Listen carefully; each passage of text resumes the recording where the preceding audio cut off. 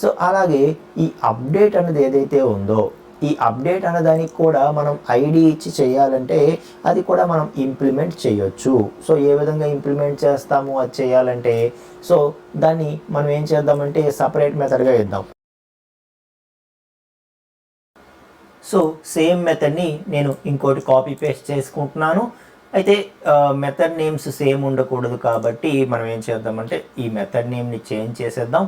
Change చేసేసి so put మ్యాపింగ్కి నేను same URL 2 ఎందుకు రాస్తున్నాను అంటే ఒకటి /entries/ ఇచ్చి రిక్వెస్ట్ పెట్టేటప్పుడు ఒకటి /entries/ ఇచ్చి ఇలాగ 8 ఇలా ఇవ్వకుండా మన రిక్వెస్ట్ బాడీతో పాటు ఐడి ఇచ్చేటప్పుడు సో /entries/ అని చెప్పి ఇక్కడ ఐడి ఇవ్వము. ఏది అప్డేట్ చేయాలనుకుంటున్నామో అది ఇక్కడ ఐడి ఇవ్వకుండా మనం బాడీలో ఐడి ఇస్తాము. ఆ విధంగా మనకి అప్డేట్ అవ్వాలి అనుకుంటే అప్పుడు ఈ పుట్ మ్యాపింగ్ రన్ అవుతుంది. సో /entries/ అంతే.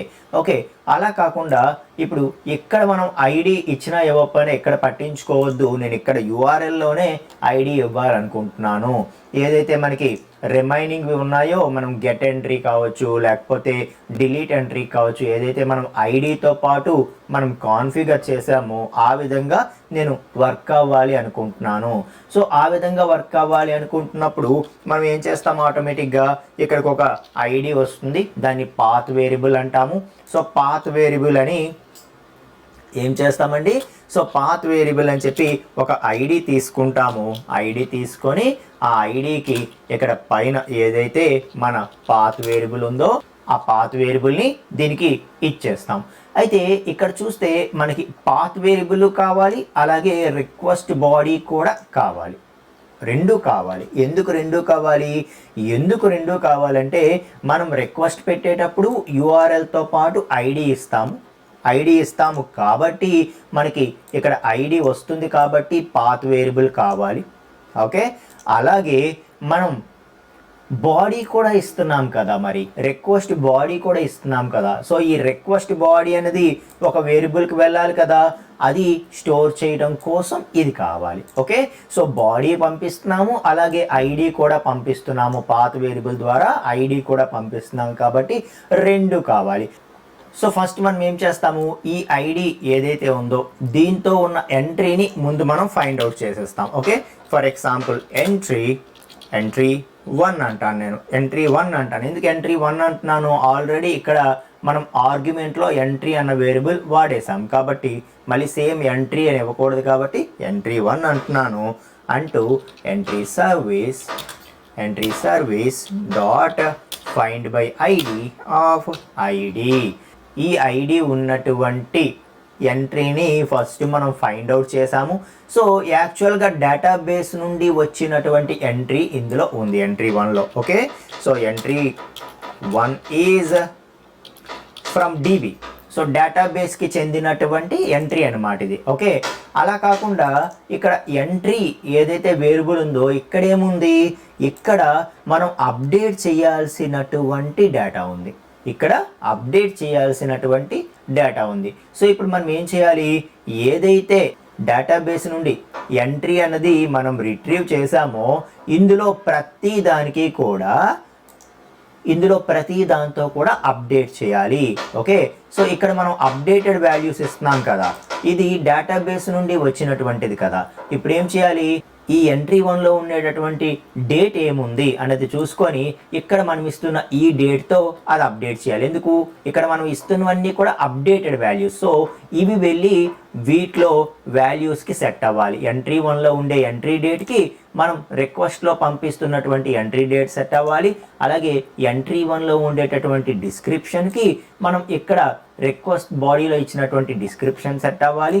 అలాగే ఎంట్రీ 1లో ఉండేటటువంటి యూజర్ ఐడికి ఇక్కడ మనం యూజర్ ఐడి రిక్వెస్ట్ బాడీలో ఇచ్చినటువంటి యూజర్ ఐడి సెట్ అవ్వాలి. ఎందుకు, ఇవి అప్డేటెడ్ వాల్యూస్. సో పాత వాల్యూస్ ఏవైతే డేటాబేస్కి చెందిన ఆబ్జెక్ట్లో పాత వాల్యూస్ ఏవైతే ఉన్నాయో వాటిని ఇవి కరస్పాండింగ్ వాల్యూస్ వెళ్ళి అక్కడ అప్డేట్ చేయాలన్నమాట మనం. ఓకే, సో ఎంట్రీ అన్నది ఇప్పుడు అప్డేటెడ్ వాల్యూస్ ఉన్నటువంటిది.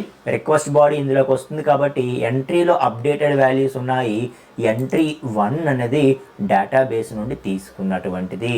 మనం వాటిని అప్డేట్ చెయ్యాలి అని చెప్తున్నాను అనమాట. Okay right. సో అంటే ఏం చేస్తాం మనము, ఎంట్రీ 1లో డిస్క్రిప్షన్ ఏం చేస్తాము, ఎంట్రీలో ఏదైతే డిస్క్రిప్షన్ ఉందో ఎంట్రీ డాట్ గెట్ డిస్క్రిప్షన్ అంటాను నేను.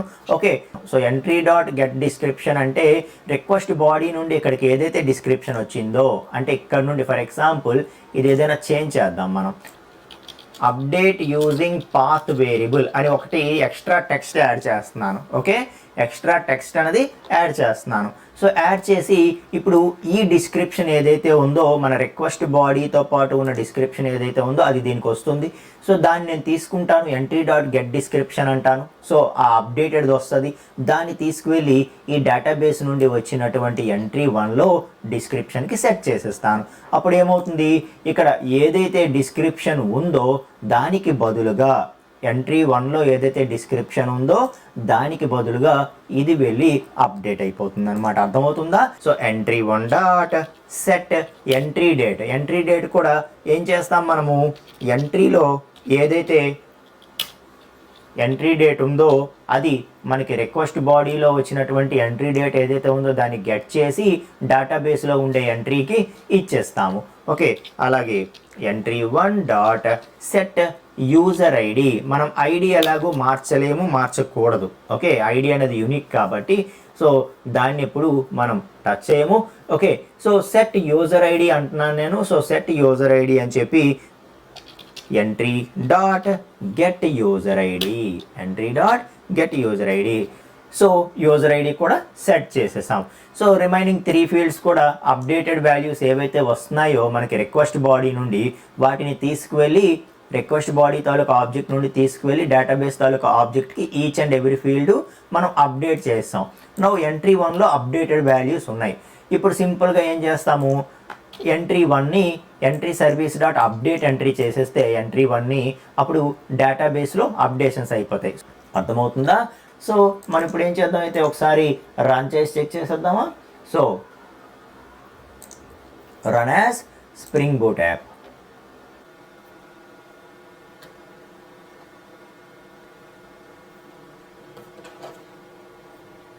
సో అప్లికేషన్ సక్సెస్ఫుల్గా స్టార్ట్ అయిపోయింది. And now let us check. Okay so /8 ఇస్తున్నాను ఈసారి. ఇచ్చి మనం పుట్ మెథడ్ ఏదైతే మనం అప్డేట్ కోసం పుట్ మెథడ్ ఇస్తామో పుట్ మెథడ్ ద్వారా ఇస్తున్నాను. Okay and request body JSON ద్వారా పంపిస్తున్నాము అండ్ ఐడి కూడా ఇస్తున్నాము, పాత్ వేరియబుల్ ఇస్తున్నాము, రిక్వెస్ట్ బాడీ ఇస్తున్నాము, పుట్ మెథడ్ ద్వారా రిక్వెస్ట్ అనేది ఇస్తున్నాము. ఎప్పుడైతే మనము పాత్ వేరియబుల్ కూడా ఇస్తున్నామో అప్పుడు రిక్వెస్ట్ అనేది ఇక్కడికి వస్తుంది, వచ్చి మనకి ఈ మెథడ్ అనేది ఎగ్జిక్యూట్ అవ్వడం జరుగుతుంది. ఒకసారి మనం సెండ్ క్లిక్ చేస్తే yes 200 okay and see the response. Okay so ఏదైతే మనం డిస్క్రిప్షన్ ఇచ్చామో ఆ డిస్క్రిప్షన్ అనేది అప్డేట్ అయిపోయింది. అర్థమవుతుందా మీకు? డిస్క్రిప్షన్ అనేది అప్డేట్ అయిపోయింది. సో మనం కావాలనుకుంటే ఈ విధంగా చేయొచ్చు, లేదు అనుకుంటే ఈ విధంగా కూడా చేయొచ్చు. అయితే సింపుల్గా ఇదే తేలిపోతుంది అనిపిస్తుంది కదా. సో ఐడి ఇవ్వకుండా చేస్తే మనము ఎలాగూ రిక్వెస్ట్ బాడీలో ఐడి ఇస్తాం కాబట్టి సరిపోతుంది అనమాట.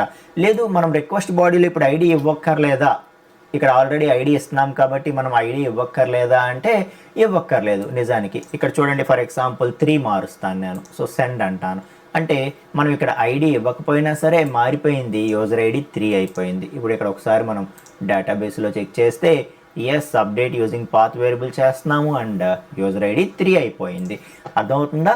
సో మనకి ఐడి అనేది ఇంకా బాడీలో ఇవ్వక్కర్లేదు, ఎప్పుడు మనం పాత్ వేరియబుల్లో ఇస్తే కనుక. మీకు అర్థమవుతుందా?